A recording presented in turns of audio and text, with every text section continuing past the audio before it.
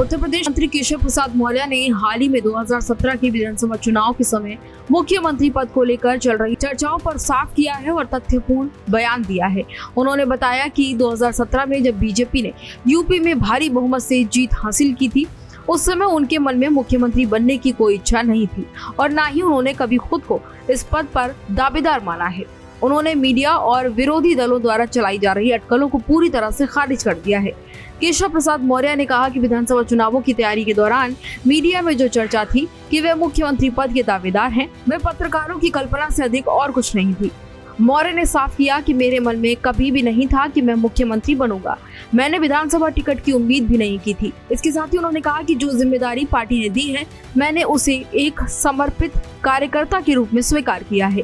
उनका मानना है कि व्यक्तिगत महत्वाकांक्षा बीजेपी की कार्यप्रणाली में जगह नहीं रखती।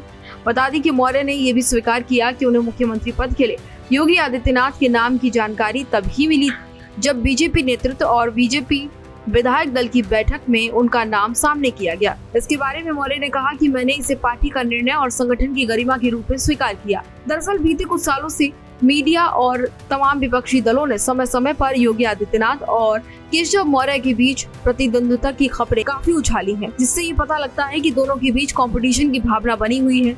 लेकिन मौर्य ने उन तमाम हवाओं पर, तमाम अफवाहों पर पूरी तरह से नकारते हुए ये कह दिया है कि ऐसा कुछ भी नहीं है।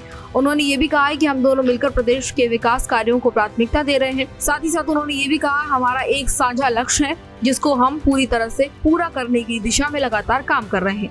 उत्तर प्रदेश को बेहतर बनाना हमारा लक्ष्य है। उन्होंने ये कहा कि विपक्ष की तरफ से ये शांति फैलाई जा रही है और बिना मतलब में भ्रामक स्थिति पैदा की जा रही है, जबकि उनके और मुख्यमंत्री योगी आदित्यनाथ के बीच कोई समस्या नहीं है।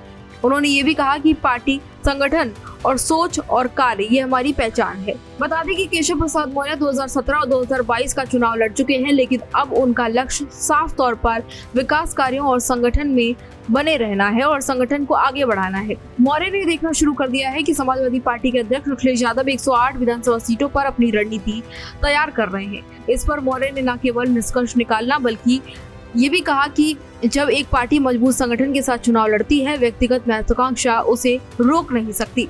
तो ऐसे में तमाम जो अटकलें लगातार काफी लंबे समय से चल रही थी कि मुख्यमंत्री योगी आदित्यनाथ और केशव प्रसाद मौर्य के बीच सब कुछ ठीक नहीं है, उन पर उन्होंने ये साफ कर दिया है कि ऐसा कुछ भी नहीं है। दोनों नेताओं के बीच सब कुछ सही है और उनकी मुख्यमंत्री बनने की कोई मंशा नहीं थी। पार्टी ने उनको जो भी जिम्मेदारी दी है, उन्होंने उसको स्वीकार किया है। केशव प्रसाद मौर्य का ये बयान साफ तौर पर ये संकेत देता है कि बीजेपी नेतृत्व व्यक्तिगत महत्वाकांक्षा से ऊपर उठकर संगठनात्मक निर्णय और विकास कार्य को प्राथमिकता देता है।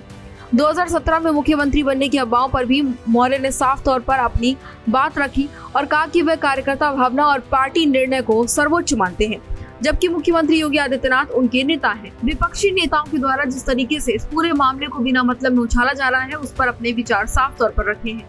आपका इस पूरे मामले पर क्या कहना है? क्या आपको भी लगता है कि दोनों के बीच सब कुछ ठीक है और विपक्ष सिर्फ भ्रामक जानकारी फैलाने की कोशिश कर रहा है? अगर हाँ, तो कमेंट बॉक्स में जरूर बताएं। इसी तरह की तमाम और जानकारियों के लिए देखते रहिए भारत एक्सप्रेस यूपी।